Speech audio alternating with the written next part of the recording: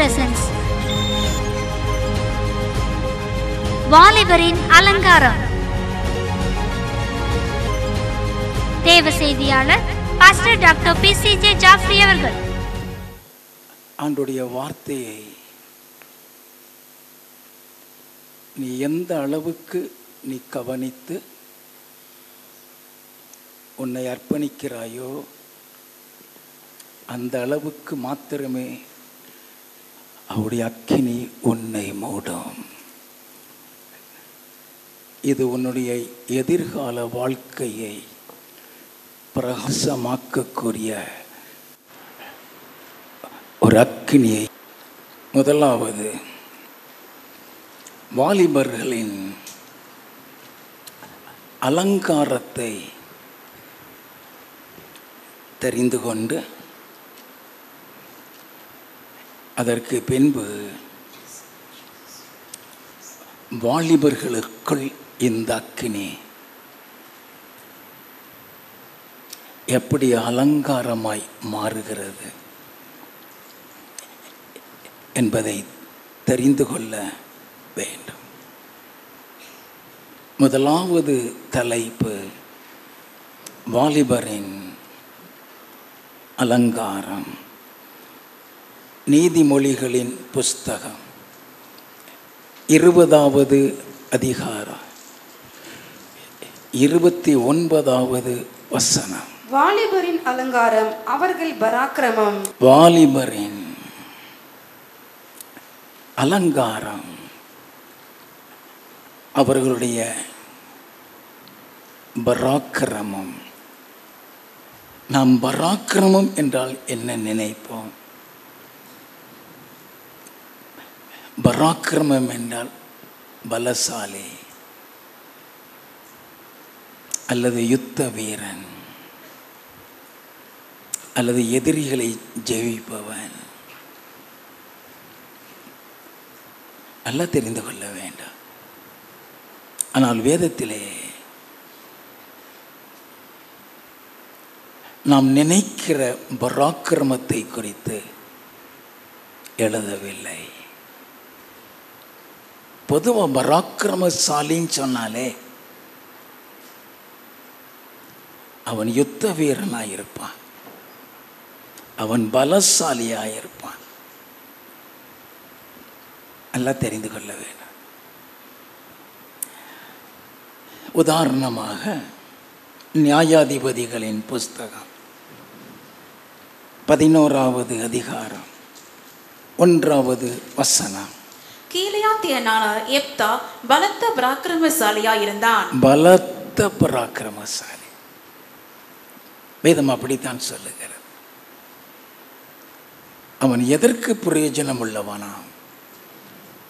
4வது வசனத்தில் இருந்து, சில நாளைக்கு பின்பு அம்மோன் புத்திரர் இஸ்ரவேலின் மேல் யுத்தம் பண்ணினார்கள். இஸ்ரவேலின் மேல் யுத்தம் பண்ணினார்கள்.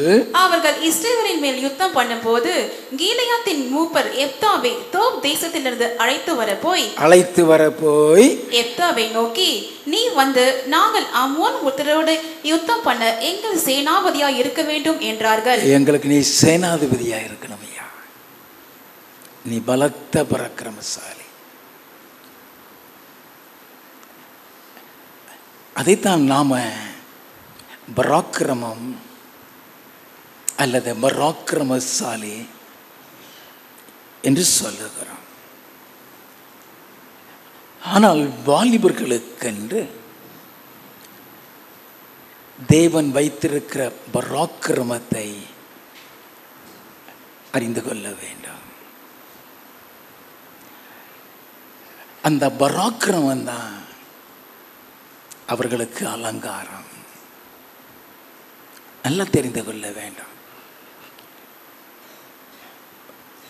ஒரு வாலிபன் ஜெயம் பெறுகிறவனாய் இருக்க வேண்டும். அவன் ஜெயம் பெற்றால் மாத்திரமே அவன் பராக்கிரமசாலி. அந்த ஜெயம் அவனுக்கு ஒரு அலங்காரமாய் இருக்க வேண்டும். அப்படி என்றால் வாலிபரின் அலங்காரம் பராக்கிரமம் என்று சொல்லப்பட்டிருக்கிறது. அது என்ன? தாவீது வாலிபனாய் இருக்கும் பொழுதுதான் சவுல் வீட்டுக்குள் நுழைகிறான். அவனை குறித்து வேதம் என்ன சொல்லுகிறது? 1 சாமுவேலின் புஸ்தகம் 16வது அதிகாரம் 17வது 18வது வசனங்கள். சவுல் தன் ஊழியக்காரரை பார்த்து, நன்றாய் வாசிக்கத்தக்க ஒருவனை தேடி என்னிடத்தில் கொண்டு வாருங்கள் என்றான். வாசிக்கிறவனை தான் கேட்கிறாங்க. சவுல் கேட்க நல்லா வாசிக்கிறவன். வாசிப்போம். அப்பொழுது அந்த வேலைக்காரில் ஒருவன் பிரதி உத்தரமாக, இதோ பெத்லகேமியன் ஆகிய ஈசாயின் குமாரன் ஒருவனை கண்டிருக்கிறேன். அவன் வாசிப்பதில் தேறினவன். நல்ல கவனிங்க, the qualifications. அவன் வாசிப்பதில் தேறினவன். அவன் பராக்கிரமசாலி. நல்லா கவனிச்சுக்கலாம். தாவீது பராக்கிரமசாலிங்கிற ஒரு சர்டிபிகேட் வாங்கியிருக்கிறான் வாலிப பிராயத்தில்.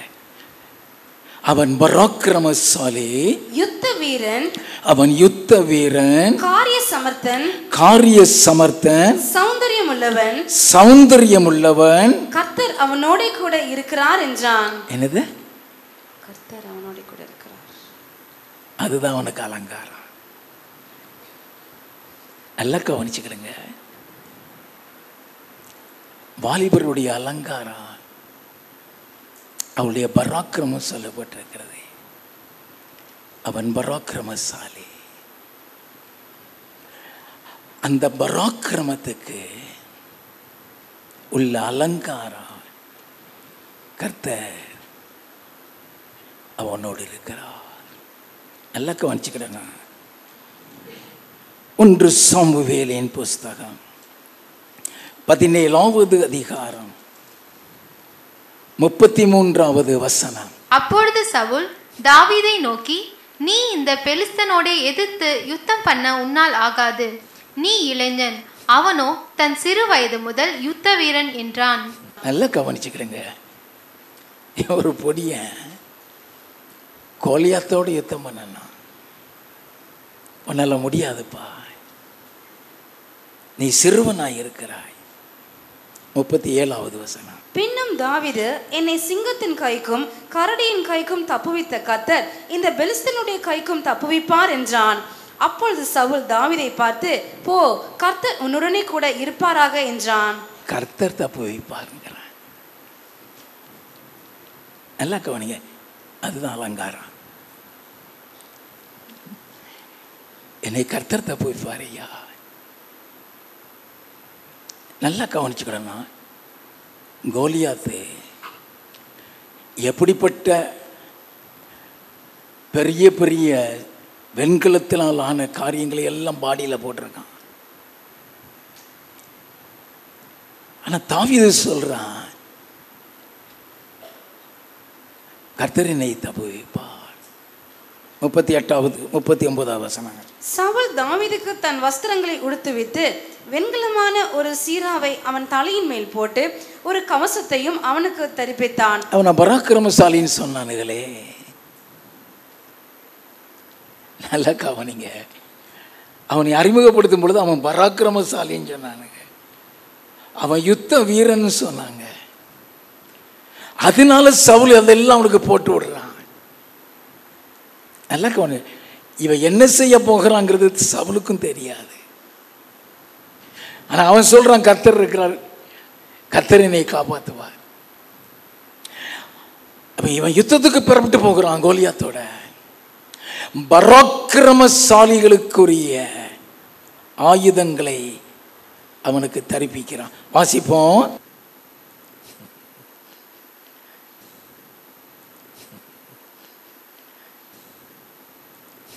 அப்பொழுது தாவீது சவுலை நோக்கி, நான் இவைகளை போட்டுக்கொண்டு போகக்கூடாது, இந்த அபியாசம் எனக்கு இல்லை என்று சொல்லி அவைகளை களைந்து போட்டு, அப்படி என்றால்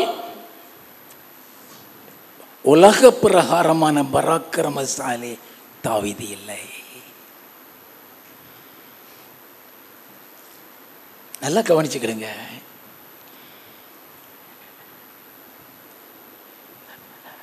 அவன் அறிமுகப்படுத்துக்கிறாங்க.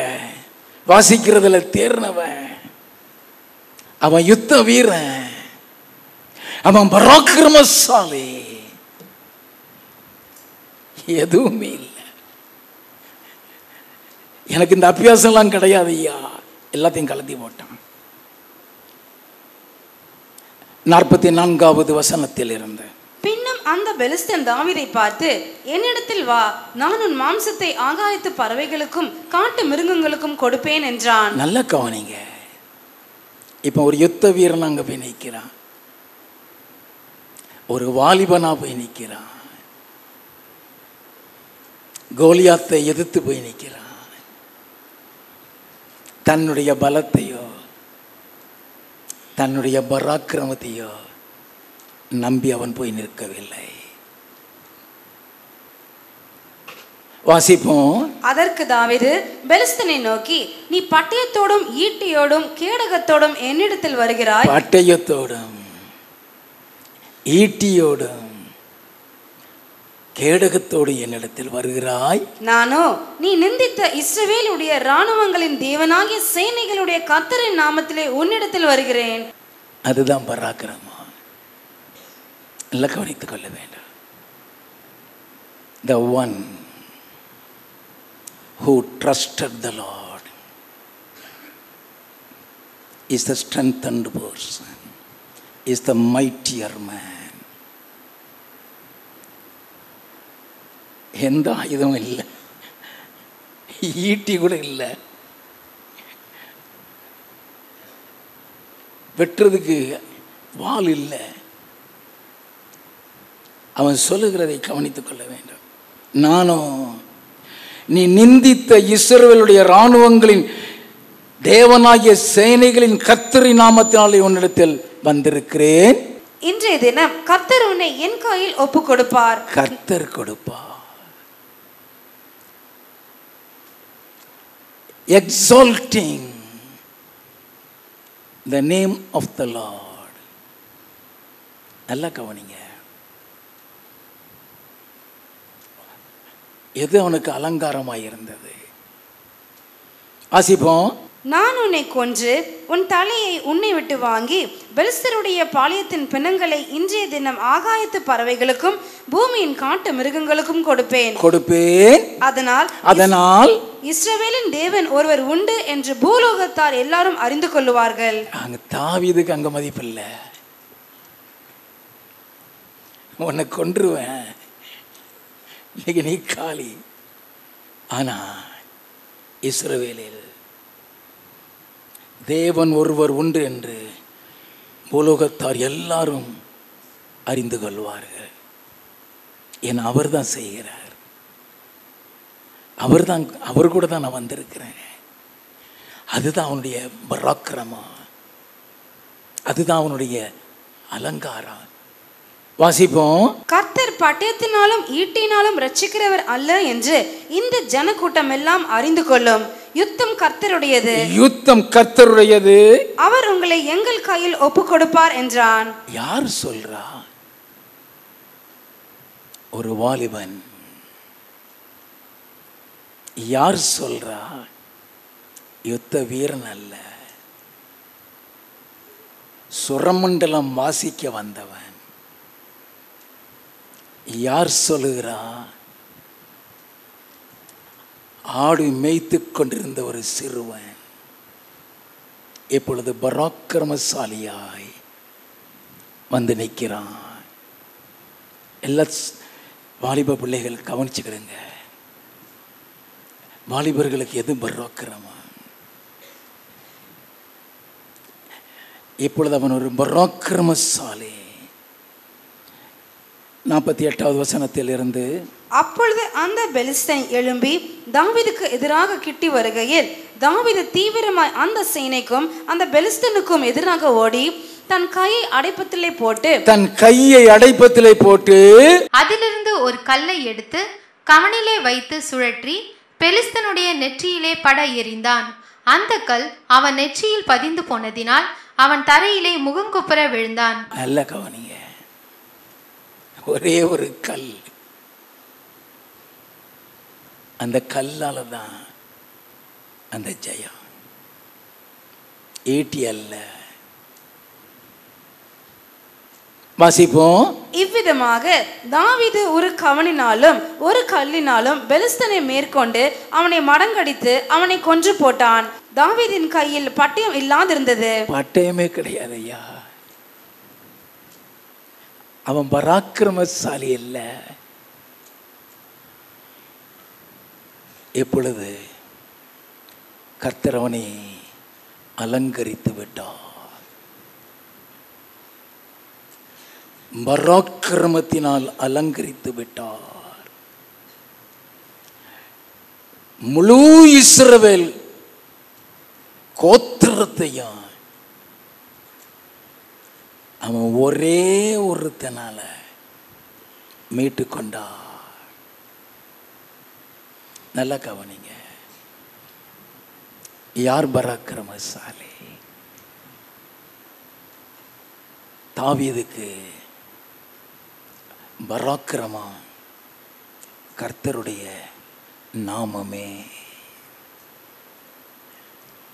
தாவீதுக்கு பராக்கிரமம் கர்த்தருடைய நாமமே. அவர்தான் அந்த பராக்கிரமத்தினால் அவனை அலங்கரித்தார். நம்பர் 2, தானியேலின் பராக்கிரமம். நான் வாலிபர்களை பற்றித்தான் பேசிக்கொண்டிருக்கிறேன். தானியேலின் புஸ்தகம் 1வது அதிகாரம் 3 முதல் 5 வசனங்கள். அப்பொழுது இஸ்ரவேல் புத்திரருக்குள்ளே ராஜகுலத்தார்களிலும் துறை மக்கள்களிலும் யாதொரு மாசும் இல்லாதவர்களும் அழகானவர்களும் சகல ஞானத்திலும் தேறினவர்களும் அறிவில் சிறந்தவர்களும் கல்வியில் நிபுணரும் ராஜாவின் அரண்மனையிலே சேவிக்க திறமை உள்ளவர்களுமாகிய ராஜாவின் அரண்மனையிலே சேவிக்க திறமையுள்ளவர்கள் பராக்கிரமசாலிகள், திறமையுள்ளவர்களுமாகிய சில வாலிபரை கொண்டு வரவும். சில வாலிபரை நல்ல கவனிச்சோம்.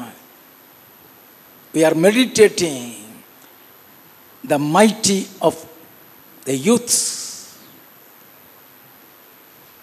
நல்லா தெரிந்து கொள்ள. சில வாலிபரை கொண்டு வரவும், அவர்களுக்கு கல்தேயரின் எழுத்தையும் பாஷையையும் கற்றுக் கொடுக்கவும் ராஜா தன் பிரதானிகளின் தலைவனாகிய அஸ்பெனாசுக்கு கற்பித்தான். ராஜா தான் உண்ணும் போஜனத்திலேயும்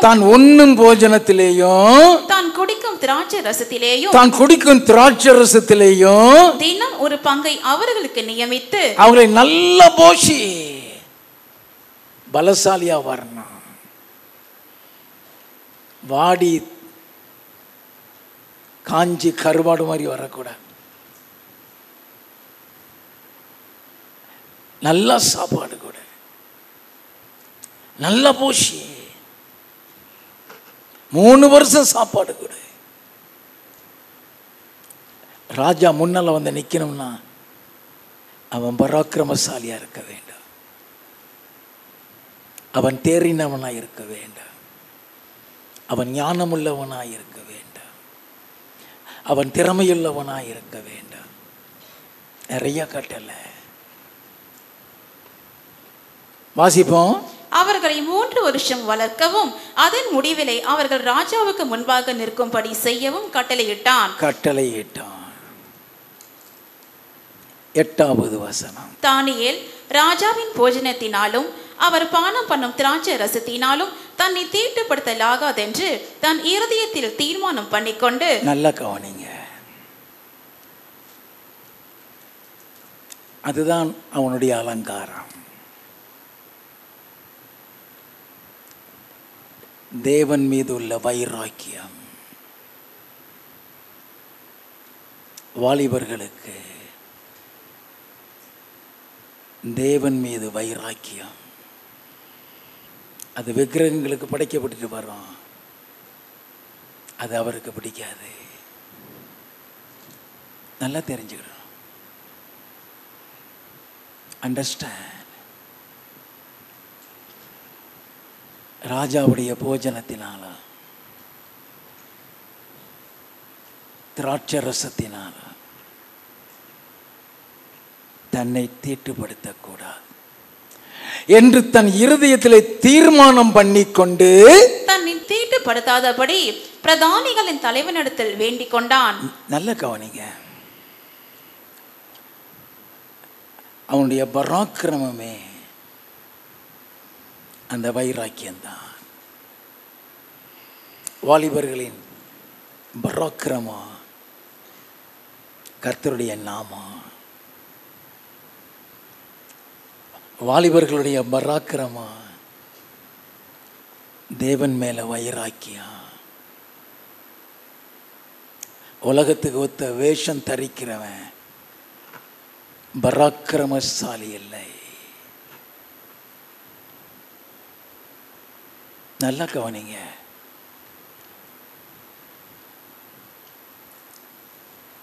பத்தாவது வசனத்தில் இருந்து பிரதானிகளின் தலைவன் தானியேலை நோக்கி, உங்களுக்கு போஜனத்தையும் பானத்தையும் குறித்திருக்கிற ராஜாவாகிய என் ஆண்டவனுக்கு நான் பயப்படுகிறேன். அவர் உங்களோட அந்த வாலிபரின் முகங்களை பார்க்கிலும் உங்கள் முகங்கள் வாடி போனவைகளாக காண வேண்டியதென்ன? முகம் வாடி காஞ்சி கருவாடும் இருந்தா என்னாகும்? வாசிப்போம். அதனால் ராஜா என்னை சிரச்சேதம் பண்ணுவாரே என்றான். என்ன கொன்றுவான் ஐயா, அவன் கட்டளை நாம் மீற முடியாது. நீ வாடி காணப்படுவ. உங்களை போஷித்து 3 ஆண்டு நல்ல சாப்பாடு கொடுக்க சொல்லி இருக்கிறார். தானியேல் மட்டன் கிட்டெல்லாம் சாப்பிடாதவன் நினைக்காதீங்க, எல்லாம் சாப்பிடுவான். ஆனா அது விக்கிரகத்துக்கு படைக்கப்பட்டு வரும், அதனால அதை சாப்பிட மாட்டேங்கிறான். வைராக்கியம், zealous for the Lord. வாலிபர்கள் எப்படி இருக்குன்னு அறிந்து கொள்ள வேண்டாம். வாசிப்போம். அப்பொழுது பிரதானிகளின் தலைவனாலே தானியேல், அனனியா, மிஷாவேல், அசரியா என்பவர்கள் மேல் விசாரிப்பக்காரனாக வைக்கப்பட்ட மேல்ஷார் என்பவனை தானியேல் நோக்கி 10 நாள் வரைக்கும் உமது அடியாரை சோதித்து பாரும். 10 நாள் வரைக்கும் உமது அடியாரை சோதித்து பாரும். எங்களுக்கு புசிக்க பருப்பு முதலான மர கறிகளையும் குடிக்க தண்ணீரையும் கொடுத்து எங்கள் முகங்களையும் ராஜ போஜனத்திலே புசிக்கிற வாலிபருடைய முகங்களையும் ஒத்து பாரும். சாப்பாட்டுல பராக்கிரமம் இல்லை. நல்லா கவனித்துக்கிட வேண்டாம். சும்மா பூஸ்ட் கீஸ்ட் போன்விட்டா போட்டு அடிச்சது கலப்புறதுல பராக்கிரமம் இல்லை. அவர் மீது உள்ள வைராக்கியம், என் ஆண்டவர் மீது உள்ள வைராக்கியம் நல்லா தெரிந்து கொள்ள வேண்டாம். சோதிச்சு பாரியா, நீ பயப்படுறீல்ல, ஒரு 10 நாள் சோதிச்சு பார். வாசிப்போம். பின்பு நீர் காண்கிறபடி உமது அடியாருக்கு செய்யும் என்றான். அவன் இந்த காரியத்திலே அவர்களுக்கு செவி கொடுத்து 10 நாள் அளவும் அவர்களை சோதித்து பார்த்தான். 10 நாள் வெறும் மரக்கறி, திராட்சரசம் இல்லை, மட்டன் சிக்கன் இல்லை, பிரியாணி இல்லை,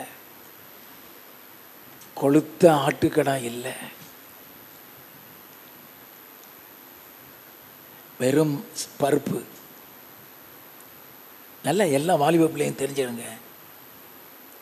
நீங்கள் அநேகர் நினைக்கிறீங்க சாப்பாட்டில் தான் நீ பலசாலியாக இருக்க நினைக்கிற.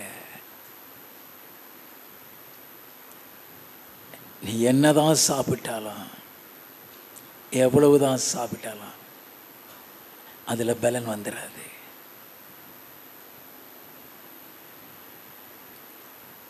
நாம் அதை தெரிந்து கொள்ள வேண்டும். வாசிப்போம். 10 நாள் சென்ற பின்பு ராஜ போஜனத்தை புசித்த எல்லா வாலிபரை பார்க்கிலும் 10 நாள் சென்ற பின்பு ராஜ போஜனத்தை புசித்த எல்லா வாலிபரை பார்க்கலாம் அவர்கள் முகம் கலையுள்ளதாயும் சரீரம் புஷ்டியுள்ளதாயும் காணப்பட்டது. இதான் பராக்கிரமசாலிகள். அதுதான் இப்ப அவங்களுக்கு அலங்காரமா இருக்கு. அதுதான் இப்பொழுது அவங்களுக்கு அலங்காரமா இருக்கு. தேவனுடைய வைராக்கியம் வாலிபர்களின் அலங்காரத்தை அவர்களுக்கு கொடுத்தது. இப்பொழுது பராக்கிரமசாலியாய் நிற்கிறாங்க.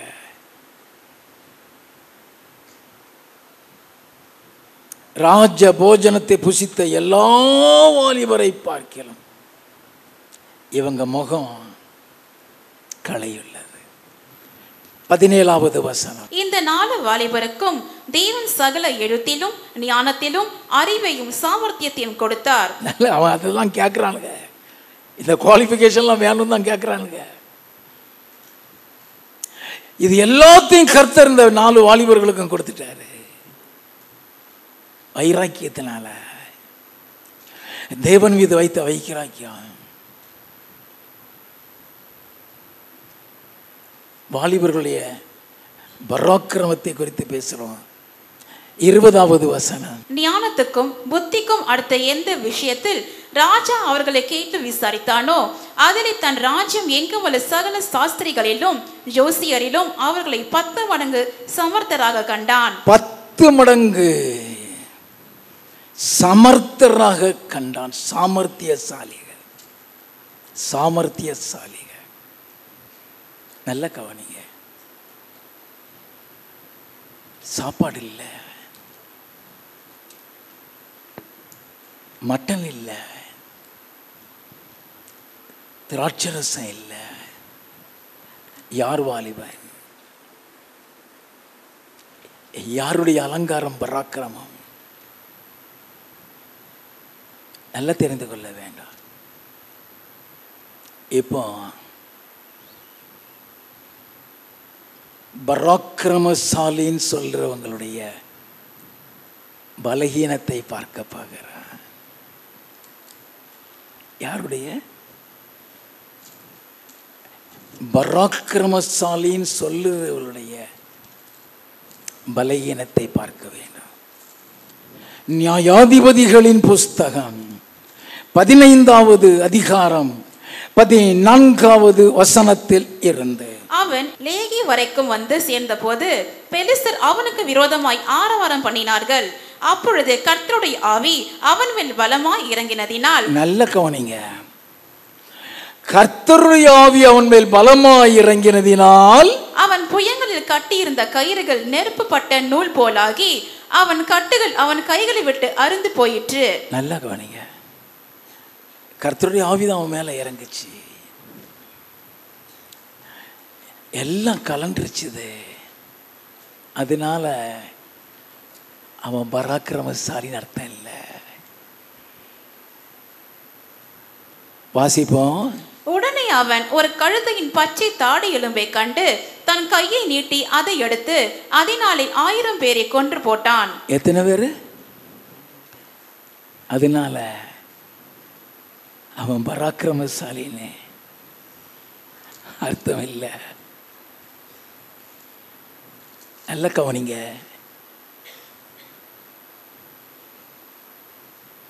1000 பேரை கொன்று போட்டான். 18வது வசனம். அவன் மிகவும் தாகமடைந்து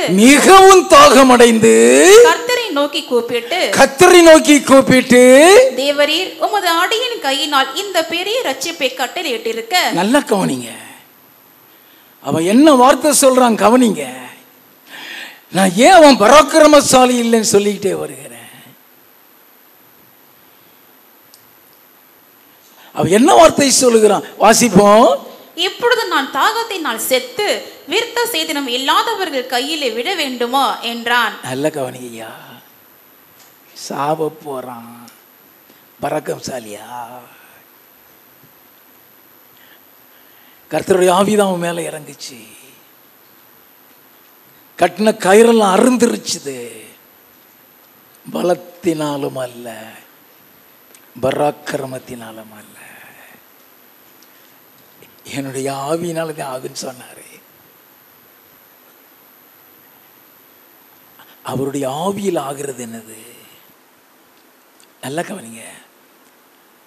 இப்போ சாக போறான், வாசிப்போம். அப்பொழுதே தேவன் லேகியில் உள்ள பள்ளத்தை பிளக்க பண்ணினார். அதிலிருந்து தண்ணீர் ஓடி வந்தது. அவன் குடித்த போது அவன் உயிர் திரும்ப வந்தது, அவன் பிழைத்தான். தண்ணி இல்லைனா அவுட். பராக்கிரமசாலியா அவன்? பராக்கிரமசாலியா? நல்லா தெரிஞ்சுக்கிடுங்க. 1000 பேரை கொன்றதுனால அவன் பராக்கிரமசாலி இல்லை. இப்ப ஆண்டவர் தண்ணியை திறந்து விட்டதுனால தான் அவன் ஜீவன் வந்தது.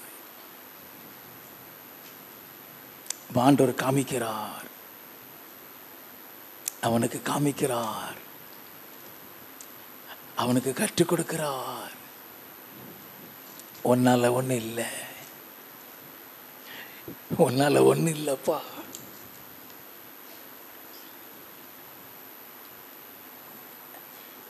நியாயாதிபதிகளின் புஸ்தகம் 16வது அதிகாரம் 1வது வசனம். பின்பு சிம்சோன் காசாவுக்கு போய் அங்கே ஒரு வேசியை கண்டு அவளிடத்தில் போனான். நல்லா கவனிங்க, அவனுடைய பலவீனம்.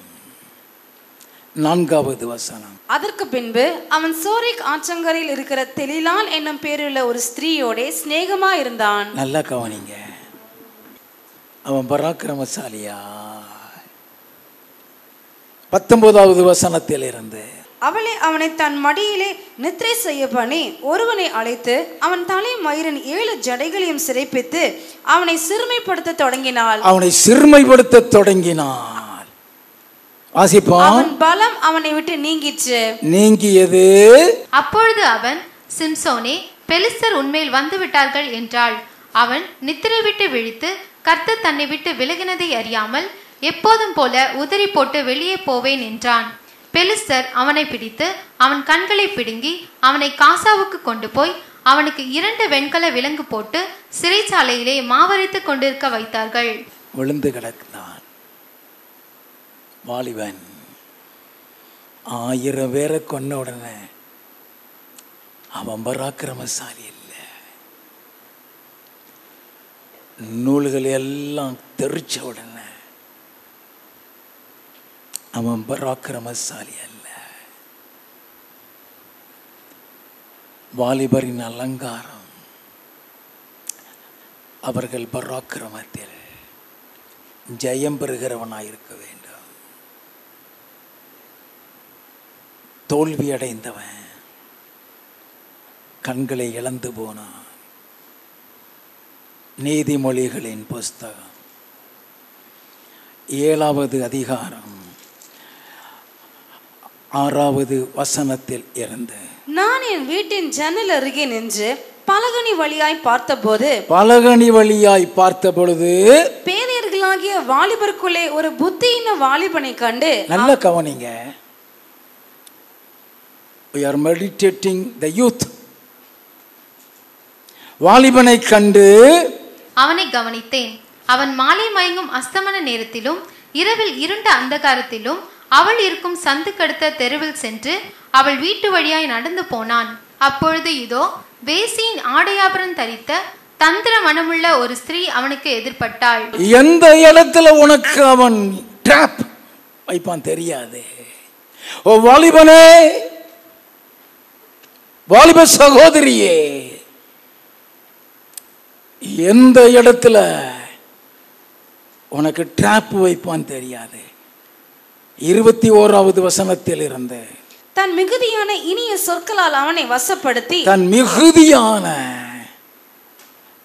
இனிய சொற்களால் அவனை வசப்படுத்தி, தன் உதடுகளின் மதுர வாக்கினால் அவனை இணங்க பண்ணினாள். உடனே அவன் அவள் பின்னே சென்றான். ஒரு மாடு அடிக்கப்படும்படி செல்வது போலும், ஒரு மாடு அடிக்கப்படும்படி செல்வது போலும், ஒரு மூடன் விலங்கிடப்பட்டு தண்டனைக்கு போவது போலும், ஒரு மூடன் விலங்கிடப்பட்டு தண்டனைக்கு போவது போலும், ஒரு குருவி தன் பிராணனை வாங்கும் கண்ணியை அறியாமல் அதில் விழ தீவிரிக்கிறது போலும் அவளுக்கு பின்னே போனான். அவளுக்கு பின்னே போனான். அம்பு அவன் ஈரலை பிளந்தது.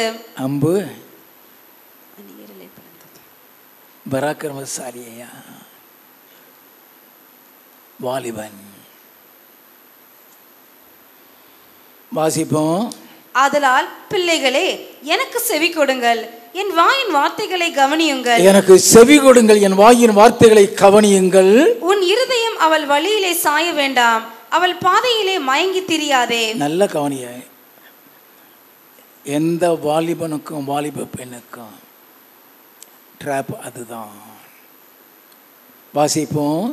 அவள் அநேகரை காயப்படுத்தி விழப்பண்ணினாள், பலவான்கள் அநேகரை கொலை செய்தாள். பலவான்கள் அநேகரை கொலை செய்தால் அவள் வீடு பாதாளத்துக்கு போகும் வழி. அவள் வீடு பாதாளத்துக்கு போகும் வழி. நான் வாலிபர்களின் பலவீனத்தை பேசிக் கொண்டிருக்கிறேன். 2 சாமுவேலின் புஸ்தகம் 13வது அதிகாரம் 1வது 2வது வசனங்கள். இதற்கு பின்பு தாவீதின் குமாரனாகிய அப்சலோமுக்கு தாமார் என்னும் பேருள்ள சௌந்தரியமுள்ள ஒரு சகோதரி இருந்தாள்.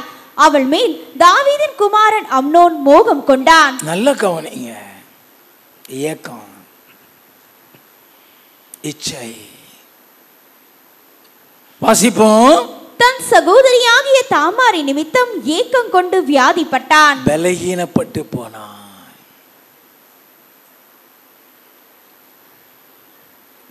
பதினான்காவது வசனம்.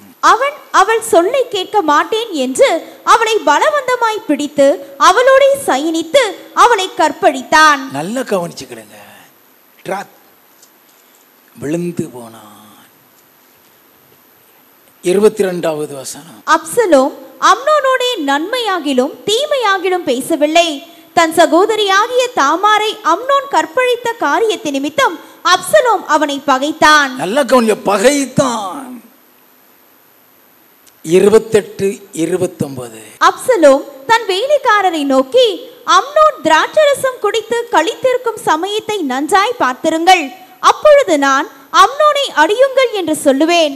உடனே நீங்கள் பயப்படாமல் அவனை கொன்று போடுங்கள், நான் அல்லவோ அதை உங்களுக்கு கட்டளையிடுகிறேன், திடன் கொண்டு தைரியமாயிருங்கள் என்று சொல்லி இருந்தான்.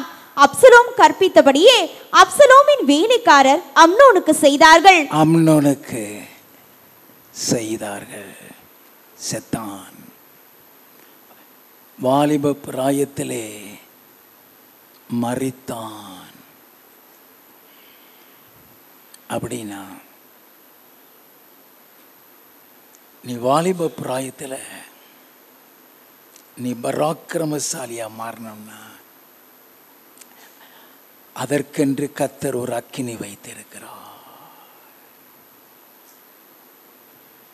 Understand, God has a fire for the youth. ஒபதியாவின் புஸ்தகம் 18வது வசனம். யாக்கோபு வம்சத்தார் அக்கினியும் யோசேப்பு வம்சத்தார் அக்கினி ஜுவாலியுமா இருப்பார்கள். என்னது? யோசேப்பு வம்சத்தார் அக்கினி ஜுவாலியுமா இருப்பார்கள். யாக்கோபும் யோசேப்பையும் குறித்து சொல்லப்படுகிறது. அக்கினி ஜுவாலைனா என்ன? நல்ல கவனிங்க. வாலிபரின் அலங்காரம், அவர்களுடைய பராக்கிரமம். அப்படின்னா எது பராக்கிரமம்? எது பராக்கிரமம்? ஆதியாகமம் 41வது அதிகாரம் 38வது வசனம். அப்பொழுது பார்வோன் தன் ஊழியக்காரரை நோக்கி, தேவ ஆவியை பெற்ற இந்த மனுஷனை போல வேறொருவன் உண்டோ என்றான். தேவாவியை பெற்றவன் யோசேப்பு, தேவாவியை பெற்றவன். the fire, அது என்ன ஃபயர்? ஆதியாகமம் 39வது அதிகாரம் 7வது வசனத்தில் இருந்து. சில நாள் சென்ற பின் அவனுடைய எஜமானின் மனைவி யோசேப்பின் மேல் கண் போட்டு என்னுடைய சயனி என்றாள். நல்ல கவனிங்க, அங்க பேதையராகிய ஒரு வாலிபன் செத்தே போயிட்டான், பாதாளத்துக்கு அடிக்கப்படுற ஆடு மாதிரியே போயிட்டான். ஆனா இங்க ஒரு வாலிபன் நிர்பந்திக்கப்படுகிறான். எது அலங்காரம்? வாசிப்போம். அவனோ தன் எஜமானுடைய மனைவியின் சொல்லுக்கு இணங்காமல் அவளை நோக்கி, இதோ வீட்டிலே என்னிடத்தில் இருக்கிறவைகளில் யாதொன்றை குறித்தும் என் ஆண்டவன் விசாரியாமல் தமக்கு உண்டான எல்லாவற்றையும் என் கையில் ஒப்பித்திருக்கிறார். இந்த வீட்டிலே என்னிலும் பெரியவன் இல்லை. நீ அவருடைய மனைவியா இருக்கிறபடியால் உன்னை தவிர வேறொன்றையும் அவர் எனக்கு விலக்கி வைக்கவில்லை. நல்ல கவனிங்க, எது அலங்காரம்? நல்லா தெரிந்து கொள்ள வேண்டும். இப்ப அவன் என்ன சொல்றான்? வாசிப்போம். இப்படி இருக்க நான் இத்தனை பெரிய பொல்லாங்குக்கு உடன்பட்டு தேவனுக்கு விரோதமாய் பாவம் செய்வது எப்படி என்றான். கர்த்தருக்கு பயப்படுகிற பயம், அதுதான் அவனுக்கு அலங்காரம். இந்த வாலிபனுக்கு கர்த்தருக்கு உண்டான பயம் இருந்தது. ஏன் நாம் துணிகரமாய் பாவம் செய்கிறோம் சொன்னா அந்த பயம் அற்று போயிருது, கர்த்தருக்கு உண்டான பயம் போயிருது. அவனுக்குள்ள பயம். வாசிப்போம். அவள் நித்தம் நித்தம் யோசேப்போடு இப்படி பேசிக்கொண்டு வந்தோம். அவன் அவளுடனே சயனிக்கவும் அவளுடனே இருக்கவும் சம்மதிக்கவில்லை. நல்ல, அதுதான் பராக்கிரமம், அதுதான் வாலிபரின் பராக்கிரமம். அவளுக்கு இணங்கவில்லை. வாசிப்போம். இப்படி இருக்கும்போது ஒரு நாள் அவன் தன் வேலையை செய்கிறதற்கு வீட்டிற்குள் போனான். வீட்டு மனிதரில் ஒருவரும் வீட்டில் இல்லை. அப்பொழுது அவள் அவனுடைய வஸ்திரத்தை பற்றி பிடித்து என்னுடைய சயனி என்றாள். அவனோ தன் வஸ்திரத்தை அவள் கையிலே விட்டு வெளியே ஓடி போனான். வெளியே ஓடி போனான். அதான் வாலிபரின் பராக்கிரமம். அம்னோன் விழுந்தான், செத்தான். சிம்சோன் விழுந்தான், கண்ணை இழந்து செத்தான். I am talking about the youths. இந்த வாலிபன் நிர்பந்திக்கப்பட்டான், இழுக்கப்பட்டான். இதுல ஜெயம் பெற்றானே, அவன் பராக்கிரமசாலி. அவன் விழவில்லை. நல்லா கவனித்துக் கொள்ள வேண்டாம்.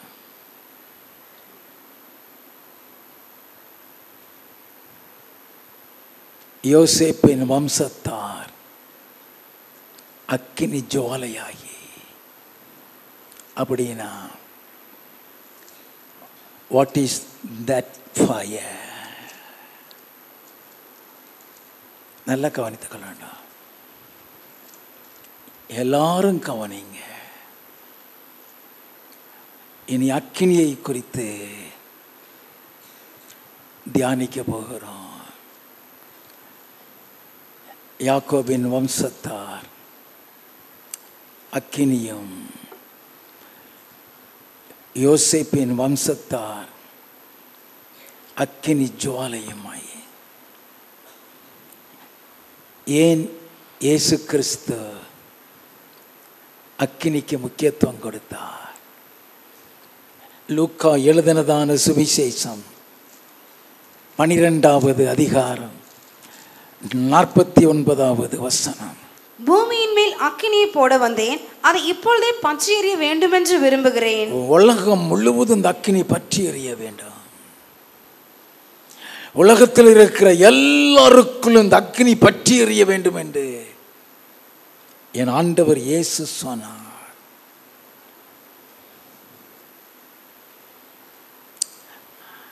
இறங்கியது அக்கினி. அப்போஸ்தலர் நடவடிக்கைகளின் புஸ்தகம் 2வது அதிகாரம் 3வது வசனம். அல்லாமலும் அக்கினிமயமான நாவுகள் போல பிரிந்திருக்கும் நாவுகள் அவர்களுக்கு காணப்பட்டு அவர்கள் ஒவ்வொருவர் மேலும் வந்து அமர்ந்தது. அவங்க எல்லாரும் மேலும் அந்த அக்கினி இறங்கியது. அது எப்படி இறங்கியது? 33வது வசனம். அவர் தேவனுடைய வலது கரத்தினாலே உயர்த்தப்பட்டு பிதா அருளிய வாக்குத்தத்தத்தின்படி பரிசுத்த ஆவியை பெற்று நீங்கள் இப்பொழுது காண்கிறதும் கேட்கிறதும் ஆகிய இதை பொழிந்தருளினார். இயேசு கிறிஸ்து பொழிந்தருளினாரா? அதை பெற்று அக்கினின்னு சொல்லப்படுகிறது. பரிசுத்த ஆவியை குறிக்கிறது. அந்த அக்கினி பரலோகத்திலிருந்து டைரக்டா அவங்க மேல வரல, த்ரூ ஜீசஸ். தீத்துவின் புஸ்தகம் 3வது அதிகாரம் 7வது வசனம். அவர் நமது இரட்சகராகிய இயேசு கிறிஸ்து மூலமாய் அந்த பரிசுத்த ஆவியை நம்மேல் சம்பூர்ணமாய் பொழிந்தருளினார். இயேசு கிறிஸ்து மூலமாய் அந்த பரிசுத்த ஆவியை நம் இது சம்பூர்ணமாய் பொழிய பண்ணினார். அக்கினியை, பூமியின் மேல் அக்கினியை போட வந்தேன், அது எப்பொழுதே பற்றி எறிய வேண்டும் என்று விரும்புகிறேன் சொன்னார். அந்த அக்கினி இயேசு கிறிஸ்து மூலமாய் போடப்பட்டது. இந்த அக்கினியை குறித்த வேத விளக்கத்தை அறிந்து கொள்ள வேண்டாம். அக்கினியை போட்ட இயேசு ஒரு அக்கினி. அவர் மூலம் வந்த பரிசுத்த ஆவி ஒரு அக்கினி. அவர் நமது இரட்சகராகிய இயேசு கிறிஸ்து மூலமாய் அந்த பரிசுத்த ஆவியை சம்பூர்ணமாய் பொழிந்தருள பண்ணினார். இயேசு கிறிஸ்து மூலமாய் இந்த அக்கினி வருதுன்னா இயேசுவும் ஒரு அக்கினி. அவர் அக்கினியா இல்லாம அவர் மூலமா அக்கினி போட முடியாது. நல்லா கவனிக்கணும். அப்படின்னா யார் அந்த இயேசு? யார் அந்த ஆவியானவர்? ஏசாயா தீர்க்கதரிசியின் புஸ்தகம் 10வது அதிகாரம் 17வது வசனம். இஸ்ரவேலின் ஒளியானவர் அக்கினியும் அதன் பரிசுத்தர் அக்கினி ஜுவாலையுமாகி. நல்ல கவனிக்க வேண்டும். இஸ்ரவேலின் ஒளியானவர் அக்கினி, அது இயேசுவை குறிக்கிறது. அதன் பரிசுத்த அக்கினி ஜுவாலை, அது ஆவியானவரை குறிக்கிறது. இயேசு எப்படி அக்கினியா இருந்தார்? வெளிப்படுத்தின விசேஷம் 1வது அதிகாரம் 12வது வசனத்தில் இருந்து. அப்பொழுது என்னுடனே பேசின சத்தத்தை பார்க்க திரும்பின போது 7 பொன் குத்து விளக்குகளையும் அந்த 7 குத்து விளக்குகளின் மத்தியிலே நிலையங்கி தரித்து மார்பருகே பொற்கச்சை கட்டியிருந்த மனுஷகுமாரனுக்கு ஒப்பானவரையும் கண்டேன். மனுஷகுமாரனுக்கு ஒப்பானவரையும் கண்டேன். அவருடைய சிரசும் மயிரும் வெண் பஞ்சை போலவும், அவருடைய சிரசும் மயிரும் வெண் பஞ்சை போலவும், உறைந்த மலையை போலவும் வெண்மையாய் இருந்தது. வெண்மை அதோடைய பரிசுத்தத்தை காட்டுகிறது. வாசிப்போம். அவருடைய கண்கள் அக்கினி ஜுவாலையை போல் இருந்தது. அவருடைய கண்கள் அக்கினி ஜுவாலை. இயேசு உனக்குள்ள இருந்தா உன் கண்ணு அக்கினி ஜுவாலையா இருக்கும். அவருடைய கண்கள் அக்கினி ஜுவாலை. அவருடைய பாதங்கள் உலைக்காலத்தில் காய்ந்த பிரகாசமான வெண்கலம் போல் இருந்தது. நல்ல கவனிக்க வேண்டாம். கங்கு மாதிரி இருக்குதான். உலைக்களத்தில் காய்ந்த பிரகாசமான வெண்கலம். இரும்பை கொண்டு போய் காய்ப்பானுங்க உலைக்களத்தில், பழுத்துரும், சக்கச்சபேன்னு மாறிடும். வெண்கலம் பழுத்தா எப்படி இருக்கா அதே மாதிரி இருக்குதான் அக்கினி. கண்களும் அக்கினி தான், பாதங்களும் அக்கினி தான். வாசிப்போம். அவருடைய சத்தம் பெருவெள்ளத்து இரைச்சலை போல் இருந்தது. அவருடைய சத்தம் பெருவெள்ளத்து இரைச்சலை போல் இருந்தது. தமது வலது கரத்திலே 7 நட்சத்திரங்களை ஏந்தி கொண்டிருந்தார். அவர் வாயிலிருந்து இருபுறமும் கருக்குல பட்டயம் புறப்பட்டது. அவருடைய முகம் வல்லமையாய் பிரகாசிக்கிற சூரியனை போல் இருந்தது. வல்லமையாய் பிரகாசிக்கிற சூரியன், அக்கினி. அவர் அக்கினிமயமானவர். நல்ல கவனிங்க. இன்னைக்கு ஏன் நம்மளால் அக்கினியா எவ்வளவுதான் பரிசுத்தாவின் அபிஷேகத்தை பெற்றாலும்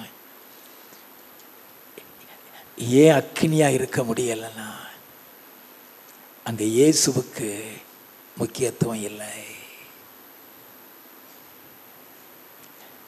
நீ அக்கினியா மாறணும்னா உனக்குள்ள இயேசு வர வேண்டும். அந்த அக்கினி உனக்குள்ள பிரகாசிக்க ஆரம்பிக்கும். அதன் பரிசுத்த இஸ்ரவேலின் ஒளியானவர் அக்கினியும், அதன் பரிசுத்தர் அக்கினி ஜுவாலை என்று வாசித்தோமே. பரிசுத்தர் என்று சொல்லப்படுகிறது ஆவியானவரை, பரிசுத்த ஆவியானவரை. அவர் எப்படி அக்கினி ஜுவாலை? எசேக்கியேல் தீர்க்கதரிசியின் புஸ்தகம் 1வது அதிகாரம் 26வது வசனத்தில் இருந்து, அவைகளின் தலைகளுக்கு மேலுள்ள மண்டலத்தின் மீதில் நீல ரத்தினம் போல விளங்கும் ஒரு சிங்காசனத்தின் சாயலும், நீல ரத்தினம் போல விளங்கும் ஒரு சிங்காசனத்தின் சாயலும், அந்த சிங்காசனத்தின் சாயலின் மேல் மனுஷ சாயலுக்கு ஒத்த ஒரு சாயலும் இருந்தது. மனுஷ சாயலுக்கு ஒத்த ஒரு சாயல் இருந்தது. அவருடைய இடுப்பாக காணப்பட்டது முதல் மேலெல்லாம் உட்புறம் சுற்றிலும் அக்கினிமயமான சொகுசாவின் நிறமாய் இருக்க கண்டேன். நல்ல கவனிங்க. இடுப்புக்கு மேலே எல்லாம் அக்கினிமயம். வாசிப்போம். அவருடைய இடுப்பாக காணப்பட்டது முதல் கீழெல்லாம் அக்கினிமயமாகவும் அதை சுற்றிலும் பிரகாசமாகவும் இருக்க கண்டேன். அவர் அக்கினி, அவர் அக்கினி. எசேக்கியேல் தீர்க்கதரிசியின் புஸ்தகம் 8வது அதிகாரம் 2வது 3வது வசனம். அப்பொழுது இதோ அக்கினி சாயலாய் தோன்றுகிற ஒருவரை கண்டேன். அவருடைய இடுப்புக்கு கீழெல்லாம் அக்கினியும் அவருடைய இடுப்புக்கு மேலெல்லாம் சொகுசாவை போல் பிரகாசிக்கிற சாயலுமாய் இருந்தது. நல்ல கவனிங்க. அவரும் அக்கினிதான், அவரும் அக்கினிதான். வாசிப்போம். கை போல் தோன்றினதை அவர் நீட்டி என் தலைமயிரை பிடித்து என்னை தூக்கினார். ஆவியானவர் என்னை பூமிக்கும் வானத்துக்கும் நடுவே கொண்டு போய் தெய்வ தரிசனத்திலே என்னை எருசலேமில் வடதிசைக்கு எதிரான உள்வாசலின் நடையிலே விட்டார். யார் விட்டாரா? ஆவியானவர். அந்த அக்கினி சாயல் யாரு? ஆவியானவர். இயேசுவும் அக்கினி, ஆவியானவர் அக்கினி. பூமியின் மேல் அக்கினியை போட வந்தேன்னு சொன்னாரே, எதற்காக? மறுபடியும் வாசிப்போம். உபதியாவின் புஸ்தகம் 18வது வசனம். யாக்கோபு வம்சத்தார் அக்கினியும் யோசேப்பு வம்சத்தார் அக்கினி ஜுவாலையுமாய் இருப்பார்கள். ஆண்டவர் சொல்லுகிறார், உன்னை யாக்கோபின் வம்சத்தாராகவும் யோசேப்பின் வம்சத்தாராகவும் மாற்றுகிறதற்கு தான் பூமியின் மேல் அக்கினியை போட வந்தேன் என்று சொன்னார். யாக்கோபு வம்சத்தார் அக்கினின்னு சொன்னாரே, எப்படி? நல்லா தெரிந்து கொள்ள வேண்டும். யாக்கோபின் வம்சத்தார் அக்கினி. ஆதியாகமம் 28வது அதிகாரம் 12வது வசனத்தில் இருந்து. அங்கே அவன் ஒரு சொப்பனம் கண்டான். நல்ல கவனிங்க. யாக்கோபின் வம்சத்தார் அக்கினின்னு சொல்லப்பட்டிருக்கிறது. எப்படி? அங்கே அவன் ஒரு சொப்பனம் கண்டான். இதோ ஒரு ஏணி பூமியிலே வைக்கப்பட்டிருந்தது, அது நுனி வானத்தை எட்டி இருந்தது. அதில் தேவதூதர் ஏறுகிறவர்களும் இறங்குகிறவர்களுமாய் இருந்தார்கள். அதற்கு மேலாக கர்த்தர் நின்று, நான் உன் தகப்பனாகிய ஆபிரகாமின் தேவனும் ஈசாக்கின் தேவனும் ஆகிய கர்த்தர், நீ படுத்திருக்கிற பூமி உனக்கும் உன் சந்ததிக்கும் தருவேன். உன் சந்ததி பூமியின் தூளை போல் இருக்கும். நீ மேற்கேயும் கிழக்கேயும் வடக்கேயும் தெற்கேயும் பரம்புவாய். நல்ல கவனிங்க. It's a blessing of God. யார் யாக்கோபின் வம்சத்தார்? வாசிப்போம். உனக்குள்ளும் உன் சந்ததிக்குள்ளும் பூமியின் வம்சங்கள் எல்லாம் ஆசீர்வதிக்கப்படும். ஆசீர்வதிக்கப்படும். உனக்குள்ளும் உன் சந்ததிக்குள்ளும் பூமியின் வம்சம் எல்லாம் ஆசீர்வதிக்கப்படும். நம்ம கவனிக்கணும். வாசிப்போம். நான் உன்னோட இருந்து நீ போகிற இடத்திலெல்லாம் உன்னை காத்து இந்த தேசத்துக்கு உன்னை திரும்பி வர பண்ணுவேன். நான் உனக்கு சொன்னதை செய்யும் அளவும் உன்னை கைவிடுவதில்லை என்றார். முதலாவது பரலோகத்தை வாசலை காமிக்கிறார். தேவதூதர்கள் ஏறி இறங்கிட்டு இருக்கிறாங்க. அதுக்கு மேலதான் கர்த்தர் நிற்கிறார். அவர் யாக்கோபின் வம்சத்தாருக்குண்டான ஆசீர்வாதங்களை எல்லாம் சொல்லுகிறார். மேல இருந்துகிட்டு யாக்கோபின் வம்சத்தாருக்குரிய ஆசீர்வாதங்கள் எல்லாவற்றையும் சொல்லுகிறார். சொன்னதுக்கு பின்பு நடந்தது என்ன? வாசிப்போம். யாக்கோபு நித்திரை தெளிந்து விழித்த போது மெய்யாகவே கர்த்தர் இந்த ஸ்தலத்தில் இருக்கிறார். மெய்யாகவே கர்த்தர் இந்த ஸ்தலத்தில் இருக்கிறார். இதை நான் அறியாதிருந்தேன் என்றான். அவன் பயந்து, இந்த ஸ்தலம் எவ்வளவு பயங்கரமாய் இருக்கிறது, இது தேவனுடைய வீடே அல்லாமல் வேறல்ல, இது வானத்தின் வாசல் என்றான். என்னது வானத்தின்? நல்ல கவனிங்க. இப்பொழுது யாக்கோபுக்கு ஒரு வாசல் திறக்கப்பட்டிருக்கிறது. அது பரலோகத்துக்கு செல்லுகிற வாசல். நல்லா கவனிச்சுக்கிடுங்க. யாக்கோபின் சந்ததி அக்கினியாகவும், அந்த அக்கினி அவனை பரலோகத்துக்கு கொண்டு செல்லக்கூடியது. முதலாவது உனக்குள்ளும் உன் சந்ததிக்குள்ளும் உள்ள ஆசீர்வாதத்தை சொல்லுகிறார். யாக்கோபின் வம்சம் ஆசீர்வதிக்கப்பட்ட வம்சம். இரண்டாவது, யாக்கோபுக்கு ஒரு வாசல் திறக்கிறது, அது பரலோகத்தை நோக்கி திறக்கிறது. அப்படின்னா யாக்கோபின் சந்ததியார் பரலோகத்தை சுதந்திரிக்கிறவர்களாய் இருப்பார்கள். நல்லா கவனித்துக் கொள்ள வேண்டும். ஆதியாகமம் 32வது அதிகாரம் 26வது வசனத்தில் இருந்து, அவர் நான் போகட்டும், பொழுது விடுகிறது என்றார். அதற்கு அவன், நீர் என்னை ஆசீர்வதித்தால் ஒழிய உம்மை போக விடேன் என்றான். நீர் என்னை ஆசீர்வதித்தால் ஒழிய உம்மை போக விடேன் என்றான். அவர், உன் பேர் என்ன என்று கேட்டார். யாக்கோபு என்றான். என் பேர் யாக்கோபு. நல்ல கவனிங்க. யாக்கோபின் வம்சத்தார் அக்கினி என்று எழுதப்பட்டிருக்கிறது. யார் யாக்கோபின் வம்சத்தார்? யாக்கோபின் வம்சத்தார் ஆசீர்வதிக்கப்பட்டவர். வாலிப தம்பியே, வாலிப சகோதரியே, இந்த அக்கினி உனக்குள்ள இறங்கும் பொழுது நீ ஆசீர்வதிக்கப்பட்டவனாக, ஆசீர்வதிக்கப்பட்டவளாக நீ மாறுகிறாய். இந்த அக்கினி உனக்குள்ள இறங்கும் பொழுது நீ பரலோகத்தை சுதந்திரிக்கிற வாசல் உனக்கு திறக்கப்படுகிறது. எப்பொழுது நீர் என்னை ஆசீர்வதித்தால் ஒழிய உங்களை விட மாட்டேங்கிறான். வாசிப்போம். அப்பொழுது அவர், உன் பேர் இனி யாக்கோபு என்னப்படாமல் இஸ்ரவேல் என்னப்படும். உன் பேர் இனி யாக்கோபு என்னப்படாமல் இஸ்ரவேல் என்னப்படும். தேவனோடும் மனிதரோடும் போராடி மேற்கொண்டாயே என்றார். தேவனோடும் மனிதனோடும் போராடி மேற்கொண்டாயே என்றார். அப்பொழுது யாக்கோபு, உம்முடைய நாமத்தை எனக்கு அறிவிக்க வேண்டும் என்று கேட்டான். அதற்கு அவர், நீ என் நாமத்தை கேட்பானேன் என்று சொல்லி அங்கே அவனை ஆசீர்வதித்தார். தோட்டுட்டார்.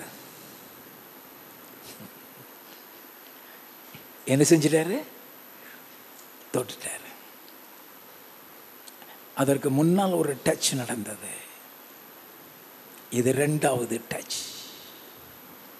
முதல் டச் என்ன? 25வது வசனம். அவனை மேற்கொள்ளாததை கண்டு அவனுடைய தொடை சந்தை தொட்டார். அவனுடைய தொடை சந்தை தொட்டார். இஸ்ரவேலின் ஒளியானவர் அக்கினி. அவர் தொட்டாலே அக்கினி இறங்கிறான். இவன் ஆசீர்வதித்து விட்டார். இனி உன் பேர் இஸ்ரவேல் எனப்படும். யார் இஸ்ரவேலர்? யாத்ராகமம் 4வது அதிகாரம் 22வது வசனம். அப்பொழுது நீ பார்வோனோட சொல்ல வேண்டியது என்னவென்றால், இஸ்ரவேல் என்னுடைய குமாரன், இஸ்ரவேல் என்னுடைய குமாரன், என் சேஷ்ட புத்திரன். நல்ல கவனிங்க. இஸ்ரவேல் என்றால் நீ தேவனுடைய பிள்ளைன்னு அர்த்தம். யோவான் எழுதின சுவிசேஷம் 1வது அதிகாரம் 12-13 அவருடைய நாமத்தின் மேல் விசுவாசம் உள்ள அவரை ஏற்றுக்கொண்டவர்கள் எத்தனை பேரும் அத்தனை பேரும் தேவனுடைய பிள்ளையாகும்படி அதிகாரங்கள் யாக்கோபின் சந்ததின்னு சொன்னார். அவர்கள் தேவனுடைய பிள்ளைகள். அதுக்கு சரியான அர்த்தம் என்ன?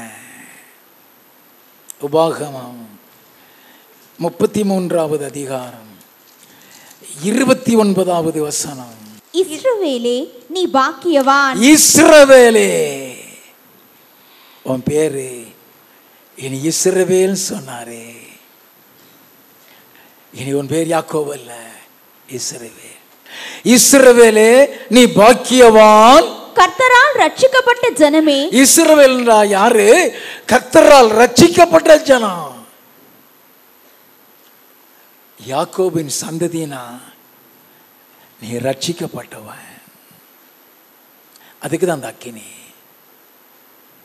அதுக்கு தான் இந்த அக்கினி.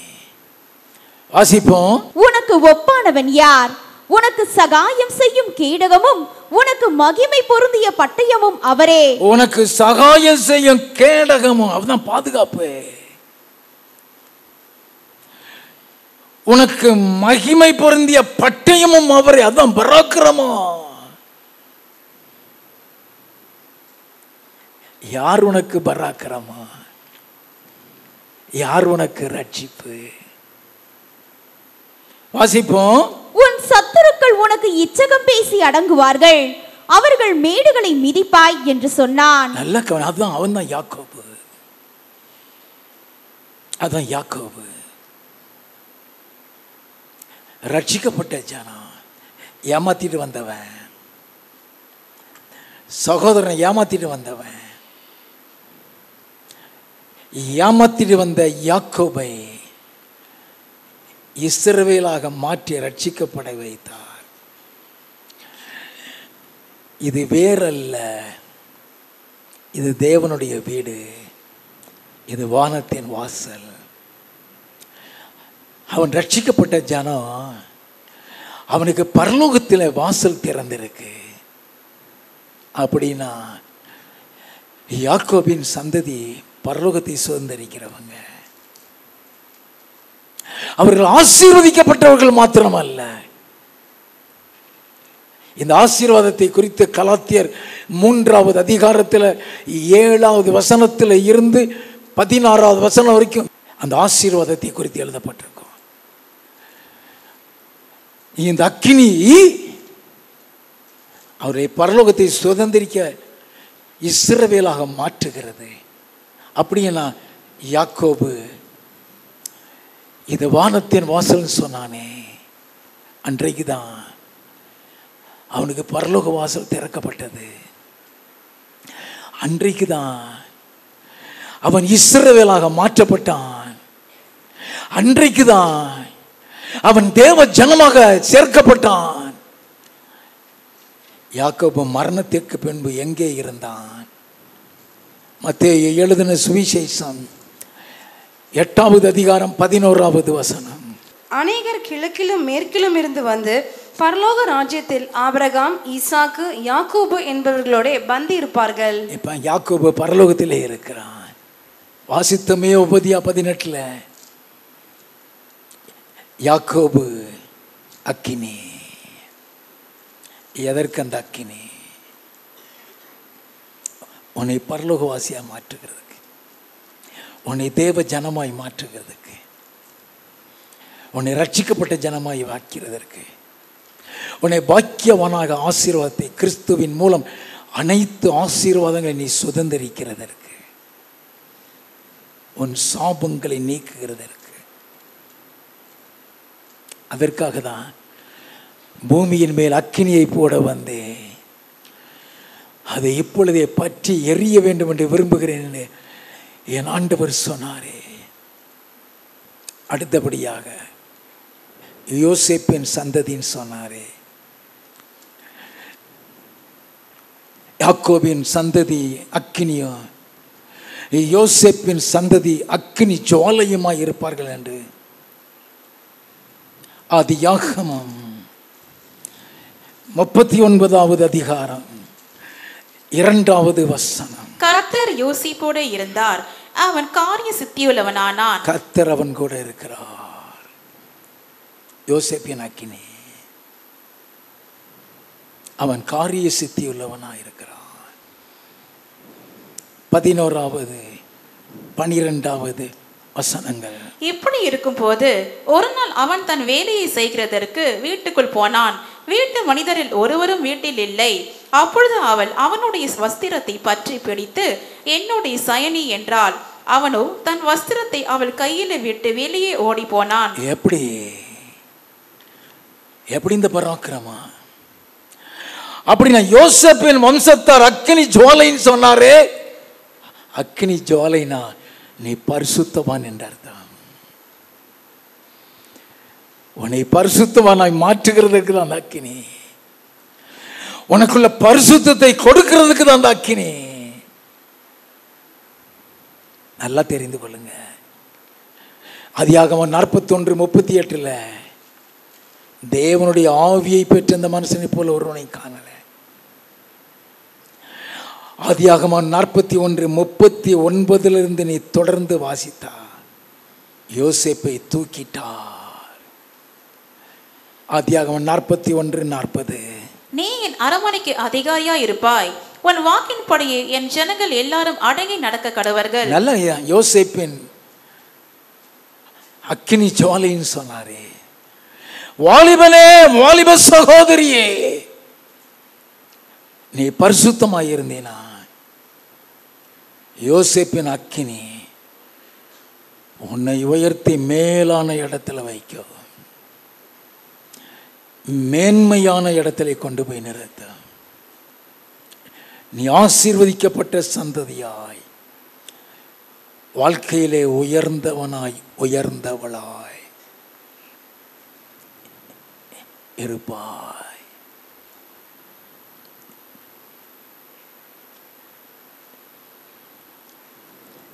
யோசேப்பு அன்றொரு யோசேப்புக்கென்று ஒரு விசேஷித்த அபிஷேகத்தை கொடுத்திருக்கிறார். அது ஆசீர்வதிக்கப்பட்ட சந்ததி. அதனுடைய வாழ்க்கை எப்படி ஆரம்பிக்கிறது? ஆதியாகமம் 41:44 பெண்ணும் பார்வோன் யோசேப்பை நோக்கி, நான் பார்வோன், ஆனாலும் எகிப்து தேசத்தில் உள்ளவர்களில் ஒருவனும் உத்தரவில்லாமல் தன் கையையாவது தன் காலையாவது அசைக்க கூடாது என்றான். ஒருவனும் அசைக்க கூடாது. தூக்கிட்டாரு. அவன் வாழ்க்கை வாலிபனா. இன்னும் கல்யாணம் ஆகலை.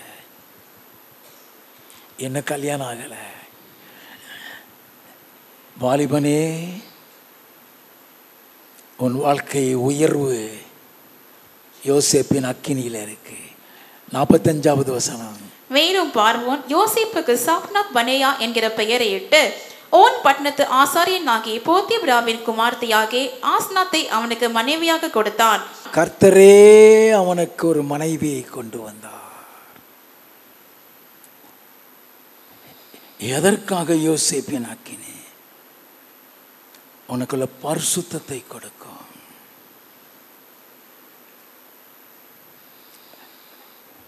உன் எதிர்காலத்தை உயர்த்தும்.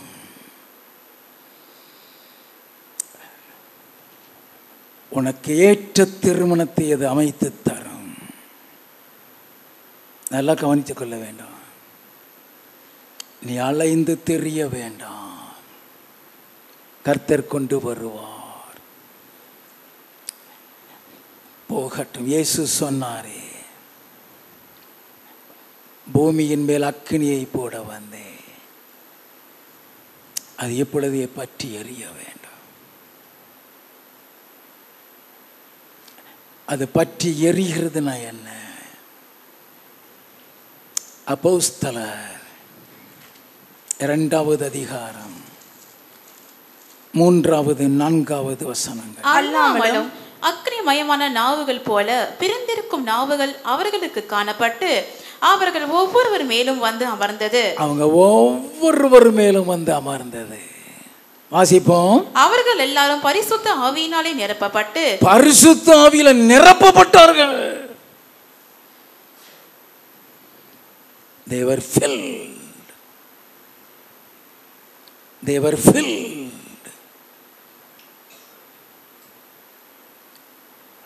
ஒரு மனிதனுடைய வாழ்க்கையை தலையில மாத்திரம் அன்றைக்கு இறங்கியது.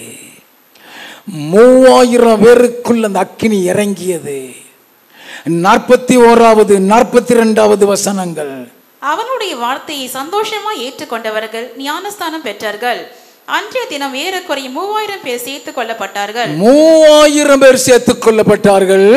அவர்கள் அப்போஸ்தலருடைய உபதேசத்திலும், அப்போஸ்தலருடைய அதுதான் எழுப்புதல் பேரு. அப்போஸ்தலருடைய உபதேசத்திலும் அந்நியோன்யத்திலும் அப்பம் பிற்குதலிலும் ஜெபம் பண்ணுகிறதிலும் உறுதியாய் தரித்திருந்தார்கள். அதுதான் எழுப்புதல். அதுக்கு பேர் தான் எழுப்புதல். நல்ல கவனிங்க. அவர்கள் உறுதியாய் தரித்திருந்தார்கள். 46 47. அவர்கள் ஒருமனப்பட்டவர்களாய் தேவாலயத்திலே அனுதினமும் தரித்திருந்து, அனுதினமும் தேவாலயத்தில். தேவாலயம்னா கசப்பா இருக்கிறவனுக்குள்ள அக்னி செயல்படாது. நல்லா கவனிக்க வேண்டாம். உனக்குள்ள எழுப்புதல் வரும் பொழுதுதான் உன் வாழ்க்கை பிரகாசமாய் மாறும். வாசிப்போம். வீடுகள் தோறும் அப்பம் பிட்டு மகிழ்ச்சியோடும் கபடமில்லாத இருதயத்தோடும் போஜனம் பண்ணி. கபடமில்லாத இருதயம், மகிழ்ச்சி. எந்த வாலிப முகத்திலே மகிழ்ச்சி இருக்குதா? நீ அக்கினியா இருக்கிறன்னு அர்த்தம். உனக்குள்ள சந்தோஷம் இருக்குதா? நீ அக்கினியா இருக்க. அக்கினி உன்னை துக்கரைக்கு இருக்க வைக்கப்பட்டா. அனுபவப்பட்டு தான் பேசுறேன். துக்கங்கள் வரும், வேதனைகள் வரும், பாடுகள் வரும். எல்லா சூழ்நிலையும் உன்னை சந்தோஷமா இருக்க வைக்காது. வாசிப்போம். தேவனை துதித்து ஜனங்கள் எல்லா இடத்திலும் தயவு பெற்றிருந்தார்கள். ரட்சிக்கப்படுகிறவர்களை கர்த்தர் அனுதினமும் சபையிலே சேர்த்து கொண்டு வந்தார். ரட்சிக்கப்படுகிறவர்களை கர்த்தர் அனுதினமும் சபையிலே சேர்த்து கொண்டு வந்தார். அங்கதான் கொண்டு வருவார். சபைக்கு வராதவர்கள் பரலோகத்தை சுதந்திரிக்க முடியாது. இயேசு வந்துட்டா நீ வீட்டில் இருந்த மாதிரியே தான் இருக்கணும். நாம் அறிந்து கொள்ள வேண்டும். ரட்சிக்கப்படுகிற கர்த்தர் அனுதினமும் சபையிலே கொண்டு வந்து சேர்க்கிறார். அப்போஸ்தலர் 9:31. அப்பொழுது யூதேயா, கலிலேயா, சமாரியா நாடுகளில் எங்கும் சபைகள் சமாதானம் பெற்று பக்தி விருத்தி அடைந்து கர்த்தருக்கு பயப்படுகிற பயத்தோடும். கர்த்தருக்கு பயப்படுகிற, அதுக்கு தான் அக்னி. ஏன் அக்னியை போட வந்தேன்னு சொன்னார்? Total transformation. சபைக்கு சபை எழும்பி பிரகாசிக்க ஆரம்பிக்கிறது. சமாதானம் பெற்று பக்தி விருத்தி அடைந்து கர்த்தருக்கு பயப்படுகிற பயத்தோடும் பரிசுத்த ஆவியின் ஆறுதலோடும் நடந்து பெருகின. கர்த்தருக்கு பயப்படுகிற பயத்தோடு பரிசுத்த ஆவியின் ஆறுதலோடு நடந்து பெருகியது. சபை பெருகியது. எந்த சபையில் அக்கினி இருக்கோ அந்த சபை பெருகும். அல்லேலூயா. நல்லா கவனித்துக் கொள்ள வேண்டும். ஏசாயா தீர்க்கதரிசியின் புஸ்தகம் 60வது அதிகாரம் 1 முதல் 3 வசனங்கள். எழும்பி பிரகாசி, உன் ஒளி வந்தது, கர்த்தருடைய மகிமை உன்மேல் உதித்தது. உனக்குள்ள ஒளி வரணும். உனக்குள்ள கர்த்தருடைய மகிமை பிரகாசிக்கணும். அப்பதான் நீ எழும்பி பிரகாசிக்க முடியும். எழும்பி பிரகாசி, உன் ஒளி வந்தது, கர்த்தருடைய மகிமை உன்மேல் உதித்தது. இதோ இருள் பூமியையும் காரிருள் ஜனங்களையும் மூடும், ஆனாலும் உன்மேல் கர்த்தர் உதிப்பார். உன்மேல் கர்த்தர் உதிப்பார். அவருடைய மகிமை உன்மேல் காணப்படும். அவருடைய மகிமை உன்மேல் காணப்படும். வாசிப்போம். உன் வெளிச்சத்தின் இடத்துக்கு ஜாதிகளும் உதிக்கிற உன் ஒளியின் இடத்துக்கு ராஜாக்களும் நடந்து வருவார்கள். சுற்றிலும் உன் கண்களை ஏறெடுத்து பார், அவர்கள் எல்லாரும் ஏகமாய் கூடி உன்னிடத்திற்கு வருகிறார்கள். கூட்டம் உன்னை தேடி ஓடி வரும். அதுதான் பிரகாசிக்கிறது. அதுதான் பிரகாசிக்கிறது. நீ வாலிப பெண்ணா இருக்கிறியா? நீ வாலிப சகோதரனா இருக்கிறியா? நீ எழும்பி பிரகாசிக்க வேண்டும். இந்த அக்கினி உனக்குள்ள இருந்துட்டுனா உன்னை முன்னேற்ற வைக்கும். நல்லா கவனிங்க. உனக்குள்ள அக்கினி பற்றி எரிய வேண்டாம். உன் வாழ்க்கை பிரகாசமாய் மாற வேண்டும். இந்த அக்கினி உன் மேல விழுந்துட்டுனா டோட்டல் இச்சை உன்னை விட்டு போயிடும். நல்லா கவனிச்சுக்கிடுங்க. டோட்டல் இச்சை உன்னை விட்டு போயிடும். உன்னை பரிசுத்தவானா மாத்திரான். நீ யாக்கோபின் வம்சமாய்,